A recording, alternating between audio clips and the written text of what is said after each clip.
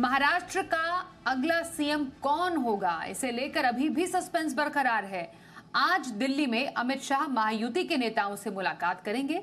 अमित शाह फडणवीस, एकनाथ शिंदे, अजीत पवार से मुलाकात करेंगे।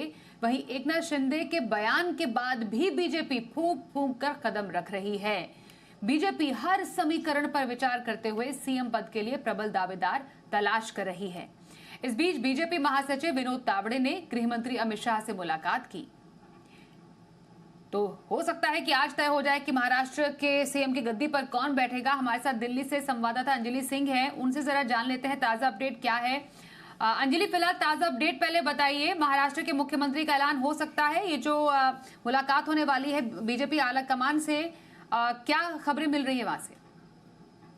आज महायुति के तमाम जो नेता हैं, सभी बड़े नेता आज अमित शाह से मुलाकात करेंगे दिल्ली में, और ऐसे में बेहद अहम बैठक हो जाएगी क्योंकि ये लगभग तय माना जा रहा है कि इस बैठक के बाद ही कौन मुख्यमंत्री का चेहरा होगा, क्या समीकरण होंगे, कैबिनेट का बंटवारा कैसे होगा, मुख्यमंत्री बनाने के लिए फॉर्मूला जो है वो क्या तय होगा। ये तमाम चीजें जो है काफी हद तक स्पष्ट हो जाएंगी क्योंकि कल जब एकनाथ शिंदे ने एक प्रेस कॉन्फ्रेंस की थी तो उनकी बातों से भी कहीं ना कहीं ये समझ आ रहा था कि इस बात को लेकर आपस में शायद सब एकमत हैं कि अब यहाँ से जो भी फैसला बीजेपी के आला नेतृत्व की ओर से लिया जाता है और महायुति की बैठक के बाद वो सभी को स्वीकार्य होगा। इस समय तमाम जो बड़े नेता हैं महायुति के, अजीत पवार हो, देवेंद्र फडणवीस हो, सब दिल्ली पहुंचकर अमित शाह के साथ जो बैठक होनी है उसके लिए पहुंचे हुए हैं। एनसीपी की एक प्रेस कॉन्फ्रेंस अभी चल रही है जिसमें प्रफुल्ल पटेल और अजीत पवार मौजूद हैं, और ऐसे में यहाँ से जब ये प्रेस कॉन्फ्रेंस खत्म होती है सभी नेता निकलेंगे अमित शाह के घर, अमित शाह के यहाँ बैठक के लिए। तो अब देखना होगा कि इस बैठक के बाद काफी महत्वपूर्ण हो जाएगा ये बैठक में क्या कुछ निकल कर आता है, क्योंकि क्या देवेंद्र फडणवीस ही वो चेहरा होंगे सबसे ज्यादा। जब एकनाथ शिंदे की कल प्रेस कॉन्फ्रेंस हुई तो ये सबसे ज्यादा प्रबल दावेदारी जो है वो अब देवेंद्र फडणवीस की ही मानी जा रही थी कि वही चेहरा हो सकते हैं जिस पर सभी एक मत भी हो सकते हैं। लेकिन आप नजरअंदाज नहीं कर सकते जब सामने अजीत पवार और एकनाथ शिंदे जैसे कद के नेता भी खड़े हों तो किस तरह से सामंजस्य बिठाएगी बीजेपी, ये भी देखना होगा।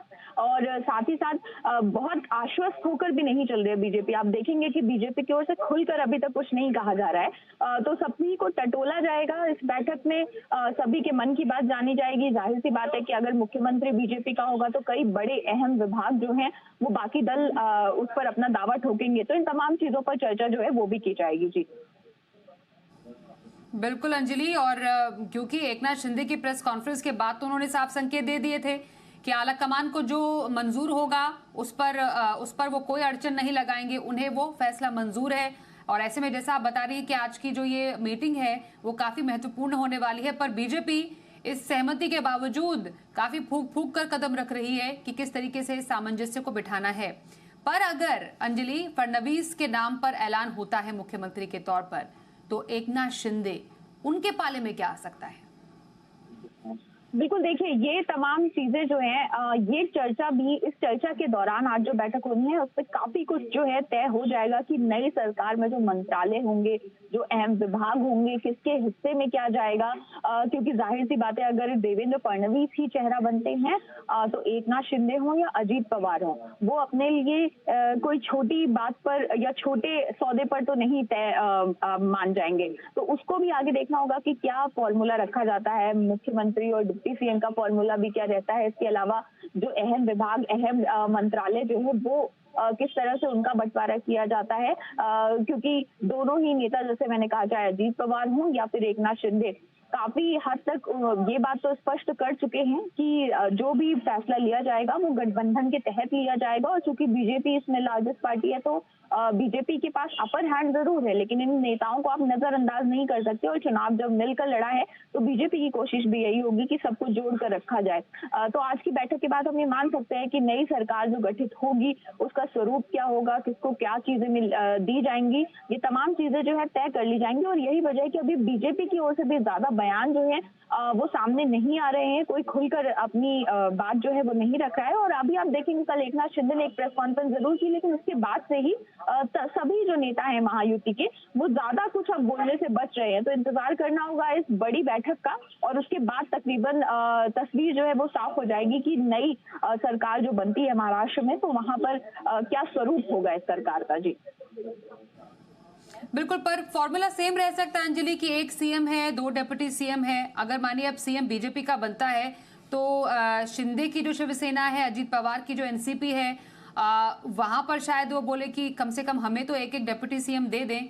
क्या इस पर भी विचार किया जा सकता है? हालांकि अटकलों का बाजार तो काफी ज्यादा गर्म है, पर क्योंकि तमाम पार्टियों को साथ में लेकर चलना है और अजीत पवार और एकनाथ शिंदे भी कम पावरफुल नहीं है, उनकी भी मौजूदगी पार्टी में बहुत ज़्यादा मायने रखती है। उनके तमाम जो सांसद हैं उनके बहुत ज़्यादा मायने रखती है तमाम सबकी मौजूदगी। तो यहाँ पर डिप्टी सीएम के नाम पर कुछ रह सकता है कि ऐसा बंटवारा हो?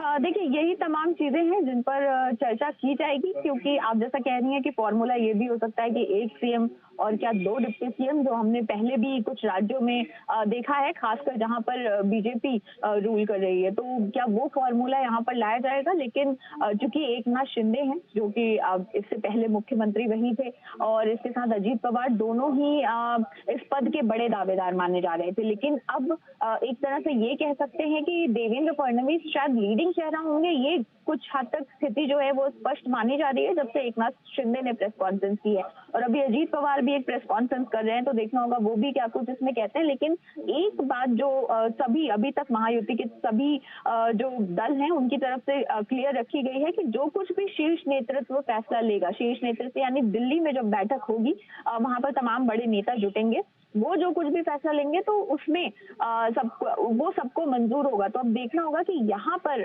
जो दल हैं जो अपने अपनी दावेदारी रख रहे हैं, और आपने बिल्कुल सही कहा कि आप अजीत पवार और एकनाथ शिंदे जिस पद के नेता हैं, आप उनको कहीं से भी नजरअंदाज नहीं कर सकते। तो जाहिर सी बात है कि वो जीत का हिस्सा रहे हैं, तो वो अपनी पार्टी के लिए कई अहम विभाग भी चाहेंगे। तो सबसे अहम ये हो जाता है कि क्या बड़े मंत्रालयों पर कॉम्प्रोमाइज होगा और बीजेपी का फेस, सीएम फेस जो है वो लीड करेगा। लेकिन जो अहम मंत्रालय हैं वो शिवसेना और एनसीपी के पास जाते हैं। तो ये तमाम चीजें जो है वो आज की बैठक में तय की जाएंगी, और इसके बाद अब कह सकते हैं कि तकरीबन यहाँ से रास्ता जो है वो साफ हो जाएगा मुख्यमंत्री बनाने का। जी जी अंजलि, नजर बनाए रखें, शायद जल्द ही तस्वीर साफ भी हो जाए। आपसे हम अपडेट लेंगे। फिलहाल इस जानकारी के लिए हम आपका धन्यवाद करते हैं। तो आज ऐसा लग रहा है क्योंकि शाम 6 बजे महायुति की बैठक है दिल्ली में आला कमान के साथ, और वहां पर महाराष्ट्र के मुख्यमंत्री कौन होगा उस पर से फाइनली सस्पेंस हट जाएगा और पूरा मंत्रिमंडल का जो गठन है उस पर भी बातचीत साफ हो जाएगी।